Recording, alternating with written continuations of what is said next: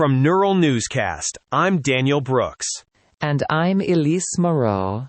A new Gallup poll reveals 12% of American workers now use artificial intelligence daily in their professional lives.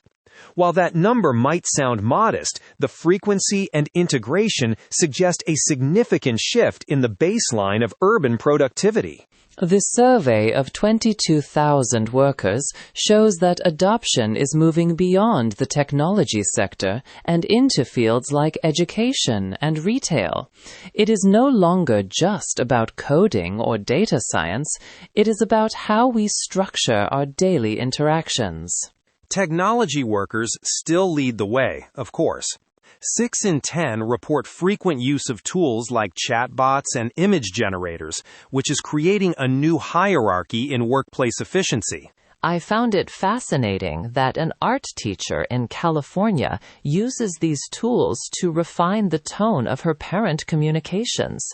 It shows how the form of our language is being reshaped by these models to find a specific kind of professional harmony. It shows a practical application for administrative efficiency, but the economic data suggests a more complex reality for others. When we look at the infrastructure of the labor market, not everyone is positioned to benefit from this automation. Economists have identified 6 million workers who are heavily exposed to AI but have fewer transferable skills to adapt. There is a real tension between the sleek efficiency of the software and the lived experience of those whose roles may be redesigned out of existence. Analyzing the policy implications for the urban workforce. These roles are often in administrative and clerical work. In many urban centers, these positions provide the backbone of middle-class stability, and automation could disrupt that income continuity. Yet, some professionals, like retail associates and clergy, insist the human interface remains the most essential part of their work. They argue that the empathy and presence of a person is something a machine cannot replicate, regardless of how well it mimics the form. Shifting now to health policy, the CDC has dropped routine recommendations for 6 childhood immunizations. This represents a significant pivot in how public health guidelines are structured. Defining the new policy with an observant and clear tone. These vaccines are now categorized under shared clinical decision-making.